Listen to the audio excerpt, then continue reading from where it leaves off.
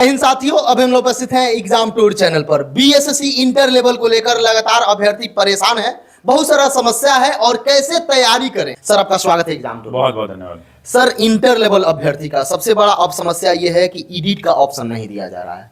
उन बच्चे को बहुत सारा दिक्कत होता है। सर, उस परेशानी को कैसे दूर होगा? देखिए, बिहार लोक सेवा आयोग ने जब एग्जाम लिया था, बीपीएससी बिहार का सबसे बड़ा आयोग है, उसने भी ऑप्शंस लोगों को दिए थे। तो मेरा अनुरोध है कि भाई, लोगों से गलतियां हो जाती है, ना चाहते हुए भी हो जाती हैं। बहुत सारे कारण होते हैं, कुछ उनके कारण भी हो जाते हैं, कुछ साइबर कैफे के कारण भी हो जाता है और 2-3 बार देखने के बाद भी हो जाता है। तो मुझे लगता है कि एक मौका, यार ये सब बिहार के बच्चे हैं, थोड़ा सा दया कीजिए इन पर और इनको मौका जरूर दीजिए, क्योंकि इस मौके से न जाने कितने लोगों का जीवन सफल हो जाएगा। सर, इसमें प्रश्न पत्र भी नहीं मिलता है। विद्यार्थी ये कह रहे थे कि जो भी शिक्षक का इंटरव्यू लीजिएगा थोड़ा इस पर ना आंसर की जारी किया जाता है। वो बच्चे क्या करते हैं, यदि लगता है उनको कि एक पार्टनर का हो गया, दूसरा पार्टनर का नहीं हुआ, तो थोड़ा सा उनके अंदर ये आ जाता है कि लग रहा है मेरे साथ कुछ भेदभाव। देखिए, इस बात को समझिए कि बिहार अपने परिवर्तन के दौर से गुजर रहा है। हर आयोग अपने हिसाब से परिवर्तन कर रहा है। आप देखिए कि बिहार लोक सेवा आयोग ने कितना परिवर्तन किया। आप एग्जाम दीजिए, आपको एग्जाम के बाद आपका स्कैन्ड OMR दिख जाएगा, उसको आप डाउनलोड कर सकते हैं, आंसर किया जाएगा, आप मिला सकते हैं, तमाम तरह की सुविधाएं दी गई। आपत्ति दर्ज करा सकते हैं, आपत्ति के बाद फिर आपत्ति दर्ज करा सकते हैं। तो मुझे लगता है कि हर आयोग परिवर्तन कर रहा है। तो अगर ये बीएसएससी है तो मुझे लगता है कि ये परिवर्तन होना ही चाहिए। ये परिवर्तन से काफी लोगों का सेटिस्फैक्शन बढ़ेगा और हम सबको इंतजार भी करना चाहिए। हो सकता है कि ये परिवर्तन इस बार हो जाए, क्योंकि जब एक आयोग बिहार में लागू कर सकता है इतनी बड़ी परीक्षा में, तो ये आयोग भी उस चीज को हो सकता है कि अडॉप्ट कर ले। तो थोड़ा आशान्वित रहना चाहिए और मुझे आशा है और मुझे लगता भी है कि चूंकि ये सरकार जो है ट्रांसपेरेंसी के साथ काम कर रही, तो वैसी परिस्थिति में उम्मीद है कि ये आयोग ट्रांसपेरेंसी के साथ इस काम को आगे बढ़ाएगा, जहां पे बच्चों की इन मांगों की पूर्ति ऑटोमेटिकली हो जाएगी। सर, रणनीति को लेकर, स्ट्रेटजी को लेकर बहुत सारे अभ्यर्थी कमेंट कर रहे थे। समस्या यह है कि इसमें जो देखा जाए अन्य एग्जाम की अपेक्षा इसमें संख्या बहुत अधिक है और संख्या भी है, सीट भी ज्यादा है, लेकिन विद्यार्थी एक सीट पर फाइट करेंगे 150 से 200 विद्यार्थी। सर, उनके लिए क्या कहिएगा? जीएस पेपर की बात करें, हिस्ट्री, ज्योग्राफी, पॉलिटी, इकोनॉमिक्स, उनका क्या रणनीति? पढ़ना पड़ेगा और कोई विकल्प पढ़ना पड़ेगा और कोई विकल्प नहीं, कोई शॉर्टकट नहीं चलेगा।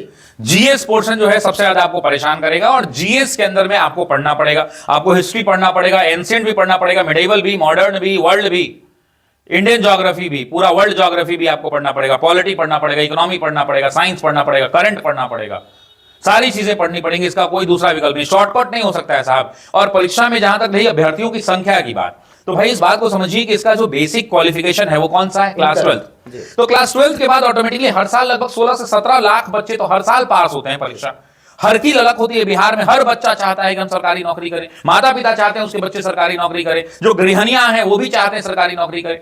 उसके अलावा एक और फायदा है संख्या बढ़ने का, कि हमारे यहाँ जो एज लिया जाता है वो लगभग 40 साल तक होता है, 37 जनरल का होता है, फिर 40-42 तक जाता है। तो एज गैप बहुत है हमारे यहाँ, इस कारण से भी फॉर्म की संख्या है, लेकिन उससे फर्क नहीं पड़ता है। फर्क इस बात से पड़ता है कि आपने कितने दिनों से मेहनत की है, फर्क इस बात से पड़ता है कि आप कितना गुणवत्तापूर्ण पढ़ रहे हैं, फर्क इस बात से पड़ता है कि आप कैसे प्रैक्टिस कर रहे हैं, और फर्क इस बात से पड़ता है कि आप अपने लक्ष्य के प्रति कितने जो है कॉन्सेंट्रेटेड हैं, कितने आशान्वित हैं और कितना मेहनत कर रहे हैं। बस फर्क इसी बात से पड़ता है। पढ़ने वाले का रिजल्ट हमेशा होता है, इस बात को समझिए। साइंस 25 प्रश्न पूछे जाएंगे, एक प्रश्न 4 अंक के होते हैं, यदि 4 गलत करिएगा तो आपका कट जाएगा।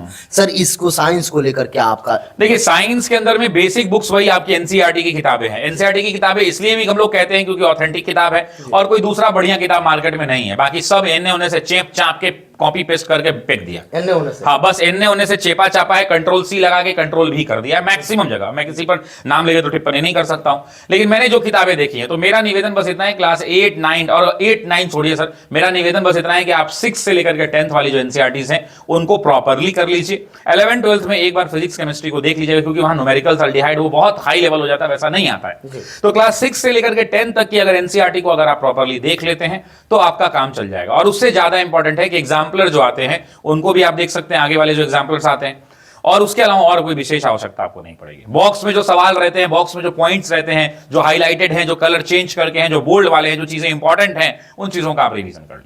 सर, चूंकि इसमें नए अभ्यर्थी ज्यादा रहते हैं और उसके बाद 2014 के बाद ये 23 वैकेंसी दिया गया है, 9 साल भी लग गया है, समय का गैप बहुत है।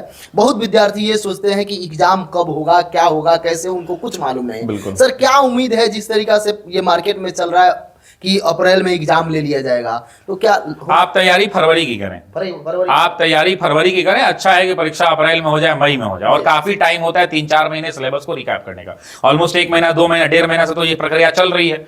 तो ऐसी परिस्थिति में 1-1.5 महीना इधर निकल गया है, 1.5 महीना और कर लेंगे, 3-3.5 महीना में हर जगह लगभग सिलेबस कंप्लीट हो जाता है। तो ऐसी परिस्थिति में आप किसी शिक्षक के गाइडेंस में, मार्गदर्शन में पढ़ रहे हैं तो आपका सिलेबस कंप्लीट हो जाएगा। साथ साथ आप रिवीजन करते रहें, प्रैक्टिस करते रहें, और ज्यादा से ज्यादा कोशिश करें कि ऑफलाइन टेस्ट सीरीज लगाएं। ऑफलाइन, ऑनलाइन से ज्यादा ऑफलाइन लगाएं, क्योंकि ऑफलाइन में आप सीरियस रहेंगे। आप घर में अकेले बैठ के जब टेस्ट सीरीज लगाएंगे तो आपके कोई कॉम्पिटिटर नहीं है, आपके कोई दोस्त साथी नहीं है। लेकिन जब ऑफलाइन, आप किसी भी जगह जहां है वहीं, ये नहीं कहता हूं मेरे यहाँ आइए उनके यहाँ जाइए, आप जहां हैं हर जगह ये उपलब्ध है, हर जगह ऑफलाइन टेस्ट मिलते हैं। ऑफलाइन टेस्ट सीरीज में जब आप जाएंगे तो उसका 2 बड़ा बेनिफिट होता है। एक तो आपका सर्कल अच्छा हो जाएगा, आपके बगल वाला भी एसएससी जीडी को, एसएससी के एग्जाम्स को तैयारी, बिहार एसएससी का एग्जाम दे रहा है, आपके इस साइड वाला भी बिहार एसएससी दे रहा है। आपका कुछ वीक है तो आप उससे कॉन्टैक्ट कर सकते हैं, बातचीत कर सकते हैं, एक अच्छा सर्कल डेवलप हो सकता है, जिससे आपकी पढ़ाई को और मजबूती मिलेगी, जिससे आपके कॉन्फिडेंस लेवल को मजबूती मिलेगी। जब आप कभी भी नीचे गिरेंगे तो आपके दोस्त आपके पीछे खड़े होकर आपको मजबूती से खड़ा करेंगे। 2 प्रश्न अभ्यर्थी का है। एक प्रश्न ये है कि वह कई दिनों से सेट दे रहे हैं, कोर्स पूरा हो गया है, पढ़ लिए हैं,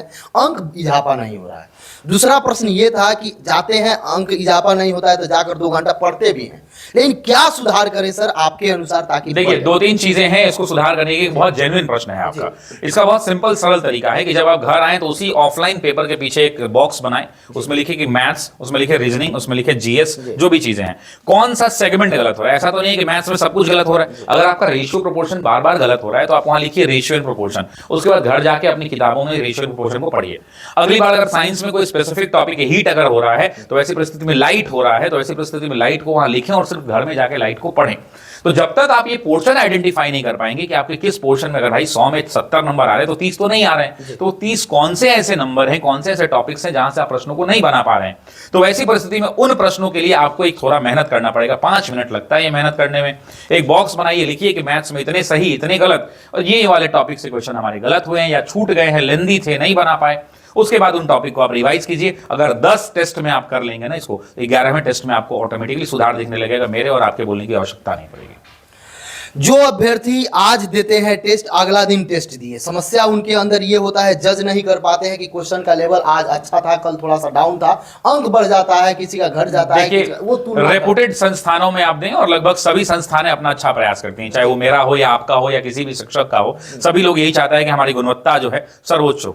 लेकिन वैसी परिस्थिति के अंदर में रेपुटेड जो संस्थान है उनके यहाँ जाकर टेस्ट दें, और टेस्ट सीरीज में इस बात का ध्यान रखिए कि आज हो सकता है आपका दिन ना हो, इस वजह से भी आपके नंबर कम आए हों। अदरवाइज आप अपने आप को कॉन्फिडेंट रखें, और अगर प्रश्न सलीके से पूछे गए और आपने तैयारी बहुत सलीके से कर रखी है तो निसंदेह आप अपने आराम से एग्जाम को क्वालिफाई करें। लास्ट प्रश्न सर है जो अभ्यर्थी पूछ रहे थे। बहुत सारे ऐसे अभ्यर्थी होते हैं जो गांव देहात में पढ़ते हैं, जिनके पास कोई व्यवस्था नहीं होता है। गलत है कहना, गांव देहात में अब सबसे ज्यादा व्यवस्था है, क्योंकि हमारे जैसे कई हजारों नहीं लाखों शिक्षक गांव तक ऑनलाइन पढ़ा रहे हैं, पहली बात। और दूसरी, ये गरीबी का ढोल बजाना बंद कर दीजिएगा, क्योंकि आपका अगला सवाल वो हो सकता है, क्योंकि आजकल 400-450 रुपया में हमारे यहाँ सर 450 रुपए में बिहार एसएससी का कोर्स पढ़ाया जा रहा है, जिसमें 1000 घंटा हम पढ़ा रहे हैं। तो 8 आना से कम पढ़ा, 40 पैसे घंटा पढ़ा रहे हैं। और अगर 40 पैसा घंटा भी आप नहीं 450 रुपया दे सकते हैं तो आप झूठे हैं, आप झूठ बोल रहे हैं। क्योंकि आपके पास 8000, 6000, 5000, 10000 का मोबाइल है, और आपके पास 3, 4, 5 महीना पढ़ने के लिए टीचर को 4500, 450 रुपया नहीं दे सकते हैं।